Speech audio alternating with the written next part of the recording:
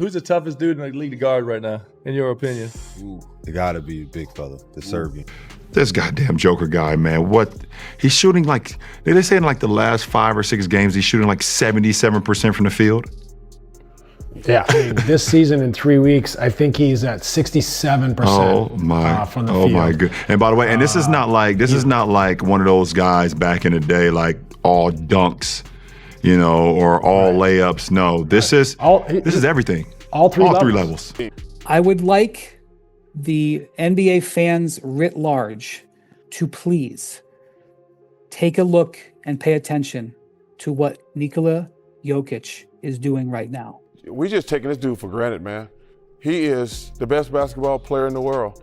You just going out there getting easy triple doubles every day, and he ain't getting them fluky 10 points, 10 rebounds, 11. He get like 25, 16, and 17. Nikola Jokic right now is putting together a Wilt Chamberlain-style statistical season. 35 points, 15 rebounds, 7 assists. He missed 3 shots from the floor all night. And he said it's not easy, and I'm sure it's not, but he makes it look so easy.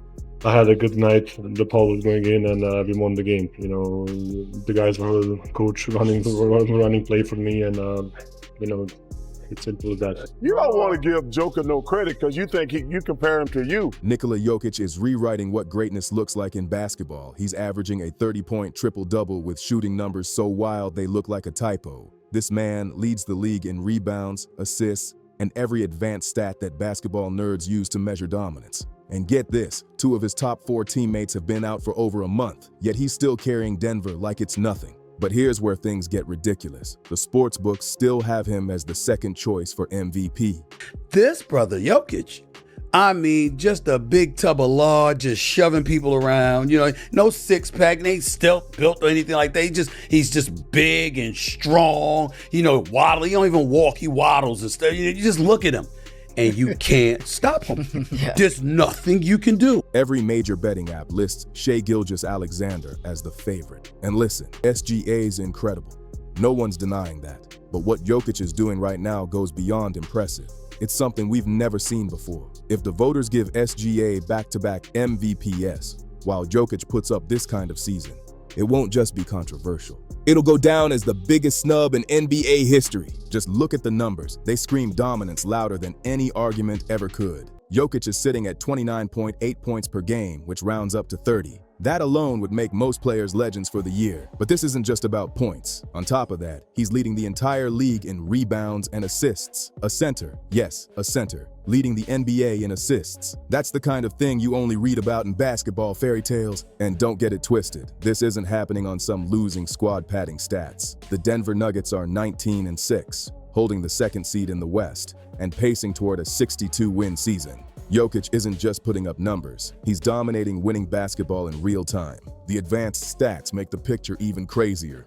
He's first. Box plus minus, first. Value over replacement player, win shares per 48 minutes. Jokic tops every single category. There isn't a stat in existence, basic or advanced, where he's not sitting comfortably at or near the very top. And here's the kicker. He already owns the all-time career records for PER, BPM, and win shares per 48. Those belong to him because he set them. Now he's on pace to shatter his own records. Think about that. Jokic is out here breaking numbers that only he's ever reached before. The highest single-season PAR ever, it's him. This season. Highest BPM ever, also him. Again this season. At this point, the competition isn't other players anymore. It's Jokic versus Jokic. And somehow, he keeps outdoing himself. To top it all off, he's doing all of this with a true shooting percentage of 72%. That's the 2nd best mark in the entire NBA. A 30-point triple-double while being that efficient? That's not just greatness. That's basketball perfection in motion. Not Wilt, not Oscar Robertson, not even LeBron. Nobody, and I mean nobody, in the history of basketball has ever built the kind of stat line Nikola Jokic is putting up right now. This isn't just dominance, it's something the sport's never witnessed before, and somehow, he's still not the favorite for MVP. That's insane. That game against the Clippers a few weeks back, it should have ended the MVP race right then and there. Jokic exploded for 55 points while shooting a ridiculous 78% from the field. His plus-minus? Plus 28. But get this, he only played 33 minutes. By the end of the 3rd quarter, he already had 52 points. And the game was such a blowout that Denver didn't even need him in the 4th. Denver leads by 4. Jokic down the lane, a rainbow floater. But, I didn't think he would score 55. He made some threes. Offensively for the Nuggets because of that. Jokic wastes a little time and knocks down a 3. Try to navigate through. Then when he goes smaller on him, he just post up. And then so it's just a tough cover, but I didn't think he would get 55. Fades and fires and builds it up. I mean, he's got 48 team minutes. Jokic goes to work. The double is late. He spins away, and it's a video game for him right now. 52. His domination was so overwhelming that he broke the other team's spirit before the game even ended. Put that in perspective. Players who have scored 55 or more points while shooting 75% or better from the floor make up an elite, almost mythical list. Since the year 2000, only 7 players have ever done it. Just 3 modern names pop up: Jokic, Luka Doncic, and James Harden. Go back even further, and the last big man to pull off something like that was Wilt Chamberlain in 1969. What Jokic is doing hasn't been seen in over 50 years. That's not just elite, that's historic. And here's where it gets wild. He's doing all this while Denver's roster has been shredded by injuries. Aaron Gordon's been out for over a month. Christian Braun, same story. Those aren't just random bench guys getting rest. Those are 2 of Denver's 4 best players and 3 best defenders. Then to make matters worse, Peyton Watson went down just 5 minutes into the Houston game. Watson had been starting in Braun's absence, one of the few bright spots in this rough stretch. And then, boom, he's hurt too. When you look at the numbers, the situation sounds brutal.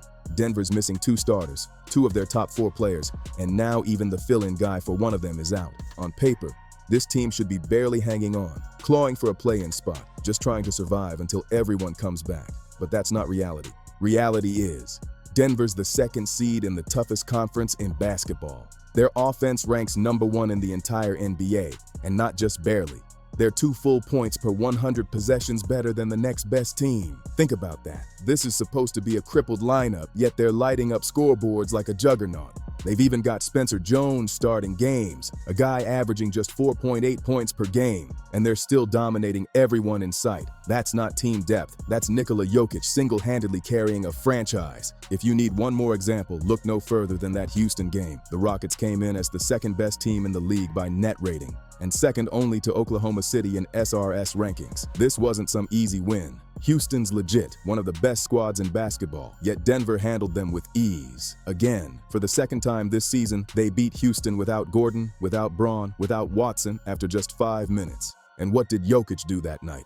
Oh, nothing major. Just 39 points, 15 rebounds, and 10 assists. Another night, another triple-double masterpiece. What he's doing right now isn't just MVP level. It's once-in-a-lifetime basketball magic. Jamal Murray dropped 35 points, and after years of people doubting his consistency, he's finally proving himself as a real all-star. The way he stepped up while Denver's been shorthanded has been incredible to watch. But that game against Houston showed us something even bigger, something that could shape the entire playoff picture. Let's keep it real. Houston has a Jokic problem. They can go toe-to-toe with almost anyone in the league. A 7-game series against OKC, they'd probably win that. San Antonio, not a huge threat. The Rockets can compete with nearly every team out there, except Denver. There's just no answer for what Jokic does to them. 2 games this season, 2 losses, and Denver wasn't even fully healthy for either. That's scary. If Houston's front office is smart, they're praying Denver runs into Oklahoma City before the Rockets have to. Because when it comes to Jokic, there's no game plan, no defensive scheme, no miracle that can slow him down. And here's where the MVP debate starts going off the rails. The main argument for SGA seems to be that his team's winning more games. OKC has fewer losses, they might even chase some kind of all-time win record. Sure, that's all true, but it completely misses the point. Oklahoma City's dominance doesn't all come from SGA.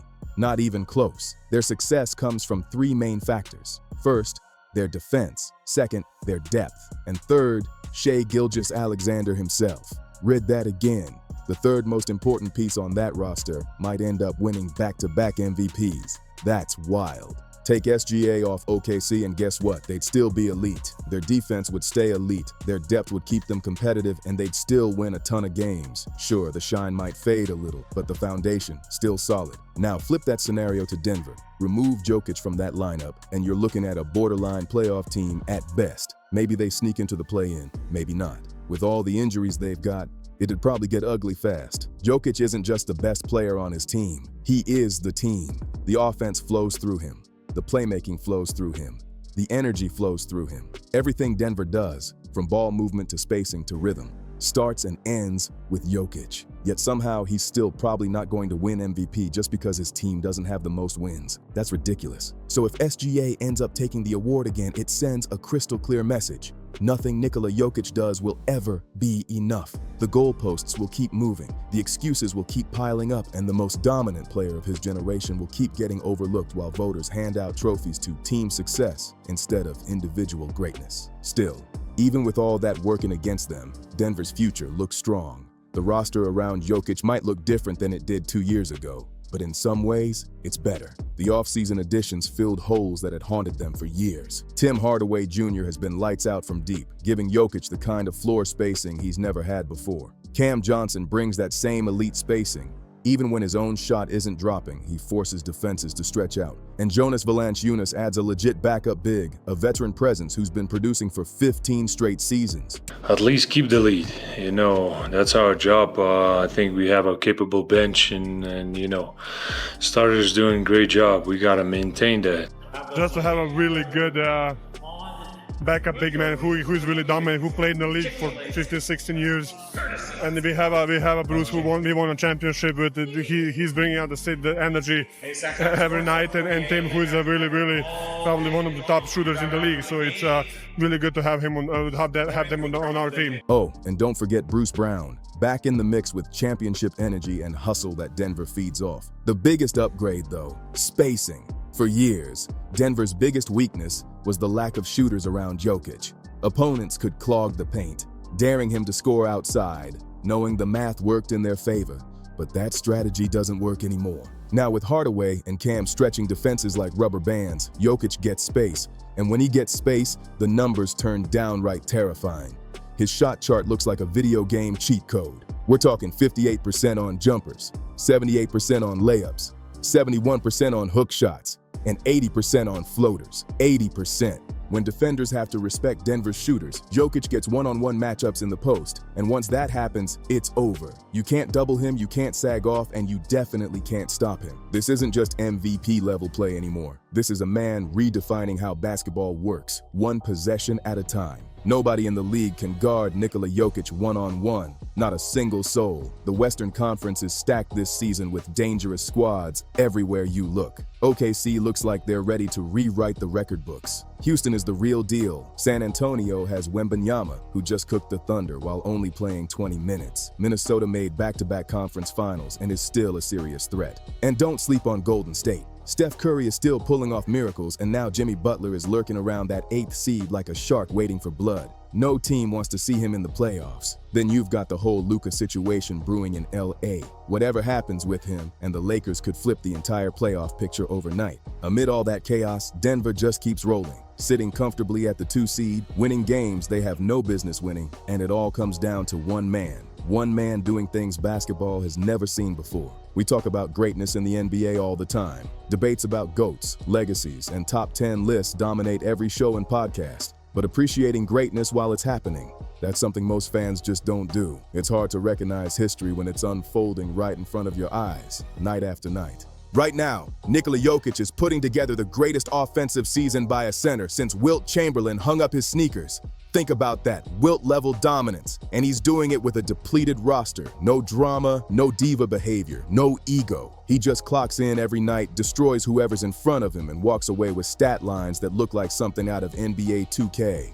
And somehow, the basketball world has decided that's still not enough. Like we've become so used to his brilliance that people just shrug at 30-point triple-doubles on 70% shooting. That's wild. Watching Jokic this season, really watching him, means you're witnessing something we may never see again. A player so skilled, so efficient, so unstoppable that breaking his own all-time records has literally become part of his routine. It's that effortless for him. So at this point, it's not about whether Jokic deserves MVP, because he clearly does. The real question is whether we're about to watch the most obvious choice in years get snubbed for the 2nd straight season. Because if that happens again, it won't just be a bad call. It'll be a stain on the MVP award itself. What do you think? Should Jokic finally get the recognition he's earned, or will the voters mess it up again? Drop your thoughts in the comments. Hit that like, subscribe, share, and turn on notifications, and I'll see you in the next one.